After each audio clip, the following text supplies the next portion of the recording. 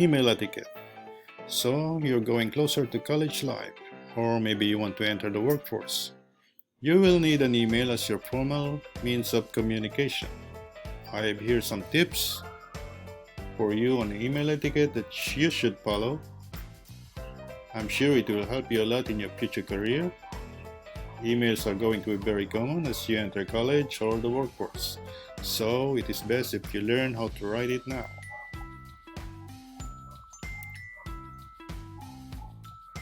Email is just like the traditional mail, but it is without pen and paper.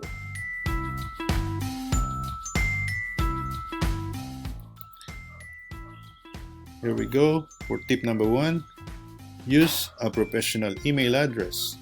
When making an email address, make sure it is authentic, there is brand, and there is ownership on it. Hotmail, Gmail, Yahoo, or AOL were all fine, but it will be more appropriate if you will match your email address with your school or company's domain name to your address. Tip number 2. Make your subject short and informative. Your subject line should catch the attention of the recipient. It should not mislead, it should hook your recipient. However, don't make it too short, just make sure it is engaging and so it gets read.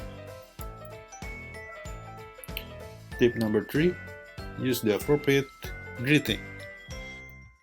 Starting your email with an appropriate greeting is crucial. It gives the recipient a good impression of yourself, and you need that impression to be always positive. Tip number 4. Use the appropriate fonts. Knowing the best fonts and sizes are also crucial. Some of us may be too creative and we want to use fancy fonts.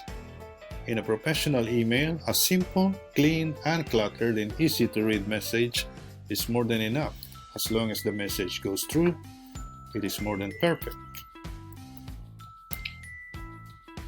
Tip number 5. Introduce yourself politely. Well, it is now time to introduce yourself. Make it concise and clear, and include your relevant details as much as possible. Tip number 6. Make your message short and straight to the point. Keeping your email short and simple will have a better chance of being read and will receive a timely response. Maybe you are good at writing a novel, but your boss doesn't have time for that lengthy reading. Otherwise, your email will just end up in the deleted folder. Tip number 7. Avoid unnecessary exclamation points.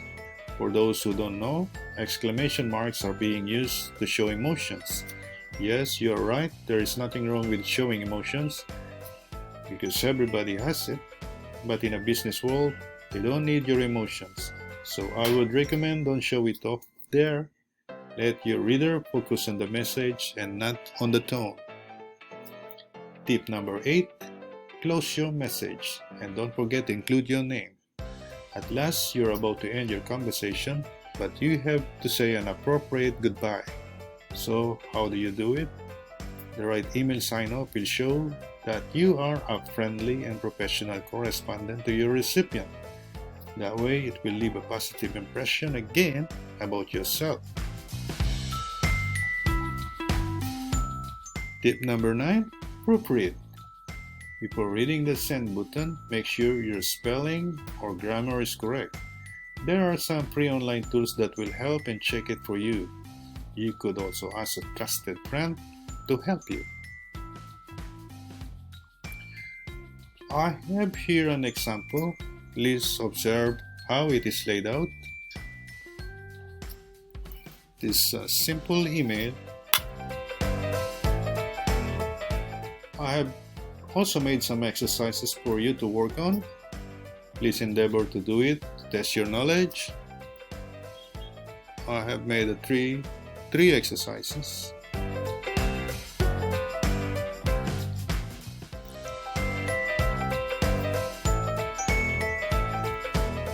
I have inserted a video for you to recapitulate. Please have a look as well.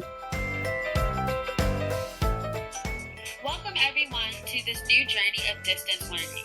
We've been communicating communicating with each other through Google Classroom, Instagram, and the Remind app, and some of you all are starting to email me, so I just want to be sure to use this moment as a teachable moment and talk about email etiquette. Number 1, make sure that you create a clear subject line. So let the teacher know why you're emailing them. Are you emailing about makeup work, missing assignments? Do you have a question about a specific assignment? All of that can go into your subject line. Next thing you want to do is make sure that you are appropriately addressing the teacher. So consider using something such as hello or hi, followed by the teacher's name. Next thing you want to do is make sure that you properly introduce yourself. Some of you are sending emails from email addresses that don't have your name in it, so make sure the teacher knows who they are communicating with. Number 4 is a very important tip. Make sure that you are being as detailed and respectful as possible. Let the teacher know how they can assist you. And lastly, you want to make sure that you are ending your email with an appropriate closing. So consider writing sincerely, followed by a comma, then skip a space and type your first and last name. Thank you all for watching this video. I hope that the tips are going to be very useful as we continue to communicate with each other virtually.